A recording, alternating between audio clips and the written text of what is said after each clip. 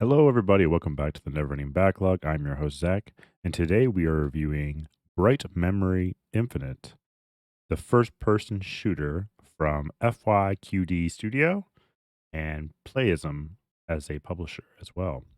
It was released in November 11th, 2021, and has very positive reviews with 25,840 reviews total.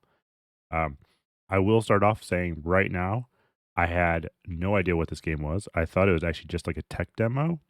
The graphics from the screenshots were amazing, and you can just tell it really pushes the technology of your video cards, especially if you have an NVIDIA video card, since it seems to have like RTX, ray, all that type of stuff involved in this game. Um, it is much more than I actually thought it was. Like I said, I thought it was a tech demo. I've played those games where they are beautiful, but they are light on the content. You play it for 10 minutes, you complete the entire game, but it looked really pretty the entire 10 minutes. But there was really little gameplay itself. I will say this game actually has a lot of content in it. It has a lot of buttons you can do, a lot of kind of functionality you can do. It has an interesting storyline. Overall, I was very impressed with Bright Memory Infinite. FYQD is has done a remarkable job. If you like first person shooters and you like games that are really pretty, think of some of them. EA games had oh my gosh, I cannot remember the name of it. It's literally on the tip of my tongue. It's the parkour running game that EA came out with a while ago. Mirror's Edge. There you go. That was a very beautiful game. This has very beautiful graphics like that. Game style is very similar to. I kind of put it as a mix between um, Fear, that first person shooter game, just do like the psychological sci-fi kind of aspect, mixed with mm, maybe I think it was Titanfall. I think it was that was the EA game with robots and parkour and stuff like that. I think that would be a good comparison of those two games together. Uh, Starting right off, graphics wise, amazing. This actually, like I said, I have an ultra-wide setup now, and it initially started off right in the center, kind of clunky looking. But they did support my resolution once I went into the settings. It looks beautiful. I think it was 5760 by 1440.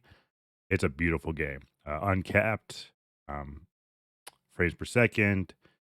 Added as many of the NVIDIA settings as my rig can handle. I have a 2080 Ti RTX. Um, Very capable for this game. The game did not stutter at all. It's just beautiful. It works really well. It's a very well optimized game.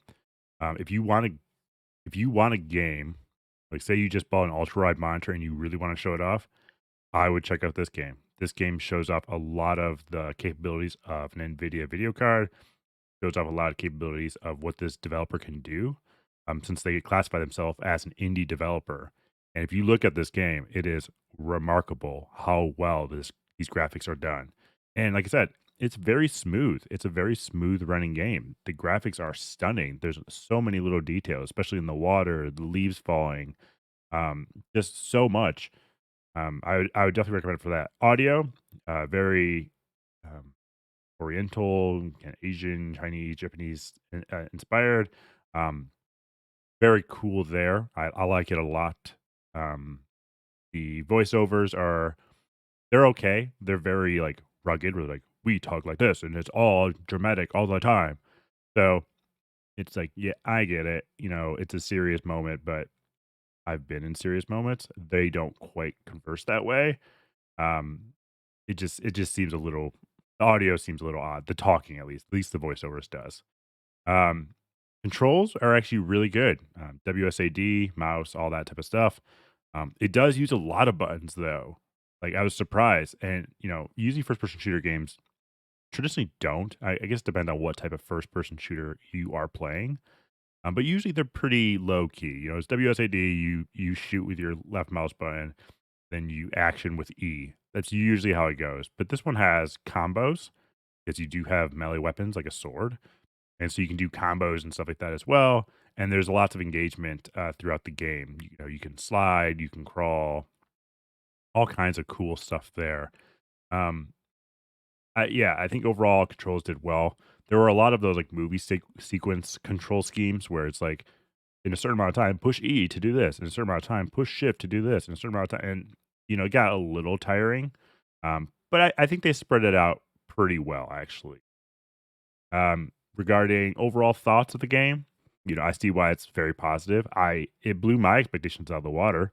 I mean, the game is also only well, right now it's on sale for $15.99, or you can buy it standard price for $19.99.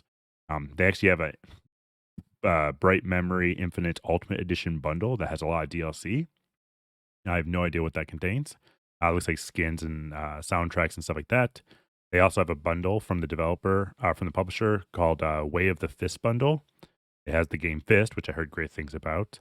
Um, has it actually has quite a few of them. It has like Roxassi, Warm Snow, and quite a few other games along those lines. So yeah, I think if you like sci-fi games, you like first-person shooter games, you get like games like Fear, and you really want to push your computer. I would definitely check it out. It is really well optimized. They did a really, really great job. The graphics, like I said, and the thing is, I have no idea where I got this game from. To be honest with you, it definitely came from a bundle somewhere. I know I didn't buy it by myself because I would have. It is kind of like the classic first-person shooter Black in that it's only single player. There's no multiplayer. It's just meant to be a pretty game, kind of like Crisis. It definitely pushes the video components of this game quite a bit. Already kind of gave you some comparable games, Fear, Thankful, all those ones. Yeah, I think overall, I would definitely recommend it. So that was my review of Bright Memory Infinite. I'll definitely keep it installed and play it a little bit more. But yeah, pleasantly surprised actually. It was really, really, really, really good. I'm shocked. And so that is my next game. We are two down. I have 1,121 more to go. It's not technically true. There are things like development kits, servers, hosted servers, stuff like that for some of these games.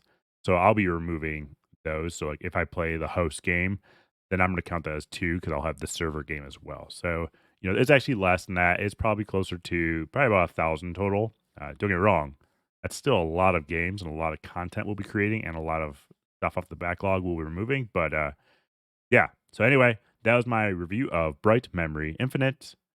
And I hope you all enjoy, and I will see you tomorrow.